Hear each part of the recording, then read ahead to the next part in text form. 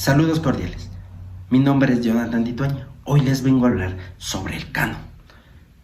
El canon de las Escrituras se define como los libros de la Biblia, aceptados oficialmente como las Sagradas Escrituras, escrito por unos 40 autores a lo largo de 1500 años. Fue esencial que se hiciera una lista de los libros que reflejaran el verdadero mensaje de Dios y que fueron inspiradas por el Espíritu Santo. Aunque cada libro era un canon a los ojos de Dios, tal como fue escrito, el canon tuvo que ser identificado por los líderes religiosos, ya que Dios no dio ninguna lista para incluirlos. Los escritos inspirados habían formado parte de la herencia hebrea desde los tiempos de Moisés. La revelación de Dios a lo largo de los siglos se produjo por medio de una combinación de hechos y palabras. Así se confirma que un canon de escrituras es una colección escrita autorizada cuyas enseñanzas son preceptivas para los creyentes. También es una necesidad que surge de la naturaleza misma del proceso de revelación divina.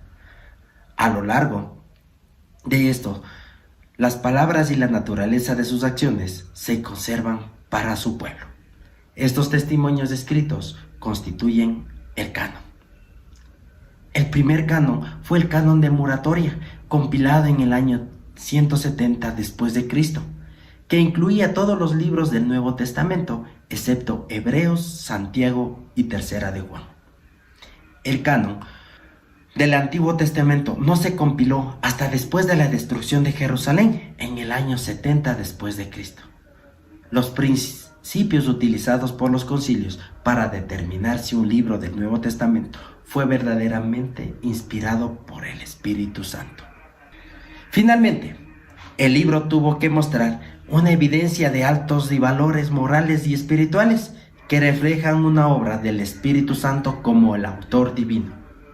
Lo más importante fue que es de reconocer que fue Dios, solo Dios, quien determinó que los libros pertenecían a la Biblia. Dios, a través de la inspiración del Espíritu, impartió a sus seguidores lo que Él había decidido. El proceso humano de recompilación de los libros y de la Biblia fue defectuoso, pero Dios, en su soberanía, a la iglesia primitiva, al reconocimiento de los libros que Él había inspirado, y esos libros se reconocieron como el canon de las Escrituras. Gracias.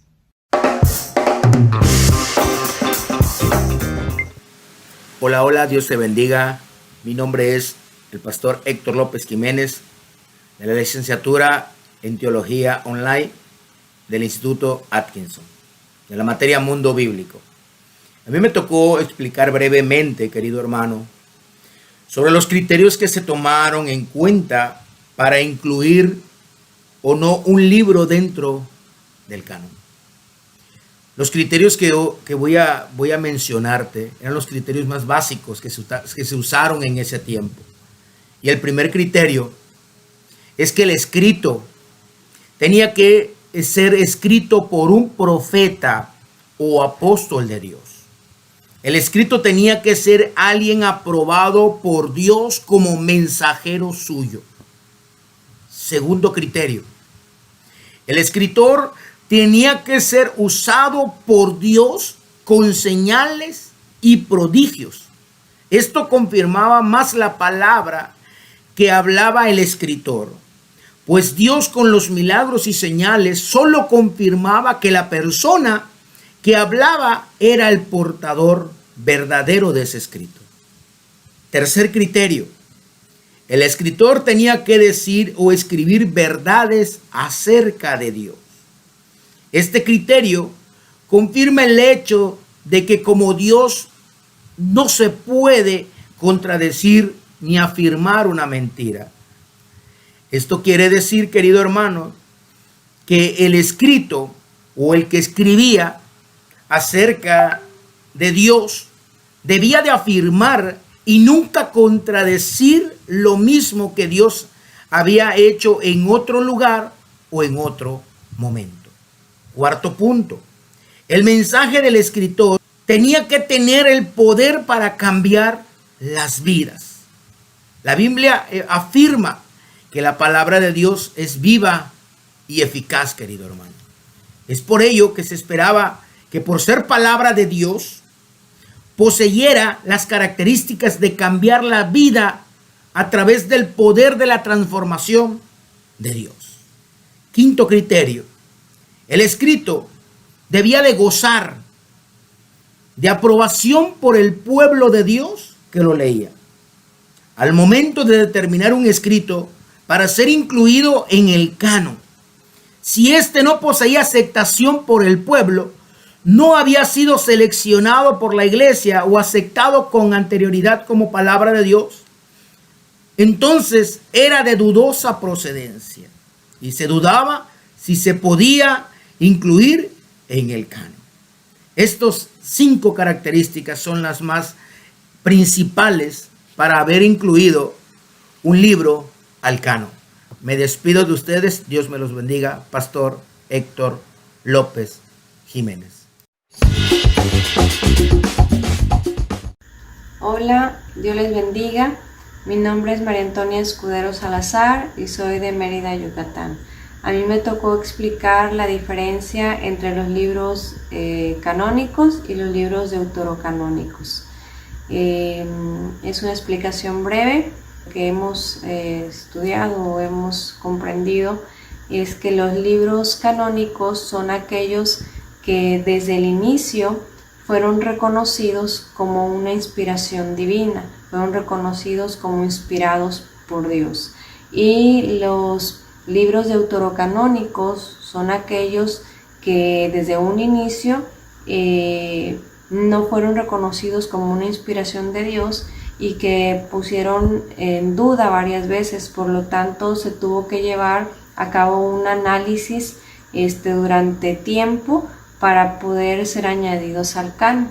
Entonces, la diferencia es que los canónicos no tuvieron ninguna duda desde el inicio, fueron siempre reconocidos como la inspiración de Dios, directa de Dios, y los deuterocanónicos son aquellos que no fueron reconocidos y que se tuvieron que poner en un análisis, en debates y analizándolos, ¿verdad?, hasta que después fueron añadidos al canon. Esa es la diferencia. Dios les bendiga.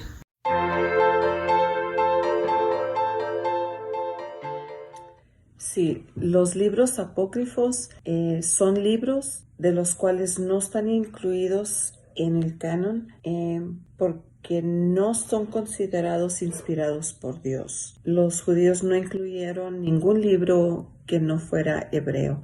Si bien se consideran estos libros históricos y hasta mitológicos, y no fue hasta en el año 1546, en el Concilio de Trento, cuando se fueron incluidos en el canon católico. Hay 7 libros y versiones más largas del libro de Daniel y de Esther que fueron agregados en un tiempo después, y según los descubrimientos históricos, he encontrado más libros, pero de igual manera que no están incluidos en la Biblia como la conocemos hoy en día. Bendiciones, mi nombre es Elizabeth Torres y vamos a ver una breve reseña histórica del canon bíblico. Respecto al canon de la Iglesia, los apóstoles y los primeros cristianos solo comunicaban de forma oral sus recomendaciones para la vida cristiana, pues los apóstoles no se dedicaron a escribir. Posteriormente, algunos comenzaron a escribir sus relatos. A partir del siglo II, comienza a proliferar los falsos evangelios y cartas apostólicas. Ahora bien, en relación a los libros del Antiguo Testamento, se consideraban 2 cánones bíblicos: el que usaban los judíos de habla griega, canon alejandrino, y el canon palestinense para los de habla hebrea. Pero el canon hebreo de 39 libros en realidad fue establecido en el Concilio de Jabnia, posiblemente en el año 90 después de Cristo. En relación a los libros del Nuevo Testamento, el primer canon fue el canon Muratori, que fue compilado en el año 170 después de Cristo. El Canon Muratori incluyó todos los libros del Nuevo Testamento, excepto Hebreos, Santiago y Tercera de Juan. En el año 363 después de Cristo, el Concilio de la Odisea declaró que solo el Antiguo Testamento, junto con la Apócrifa y los 27 libros del Nuevo Testamento, deberían ser leídos en las iglesias. El Concilio de Hipona del año 393 después de Cristo confirmó la autoridad de los mismos 27 del Nuevo Testamento. Durante el tercer concilio de Cartago, que se llevó a cabo en el año 397 después de Cristo, los 27 libros del Nuevo Testamento fueron declarados canónicos. Por su parte, la Iglesia Católica en el siglo XVI, durante la celebración del Concilio de Trento, cerró definitivamente la lista de sus libros canónicos, con 73 libros, 46 del Antiguo Testamento y 27 del Nuevo Testamento. De nuevo, es crucial recordar que la Iglesia no determinó el canon. Ningún concilio primitivo determinó el contenido del canon. Fue Dios y solamente Dios quien determinó cuáles libros pertenecían a la Biblia. Bendiciones.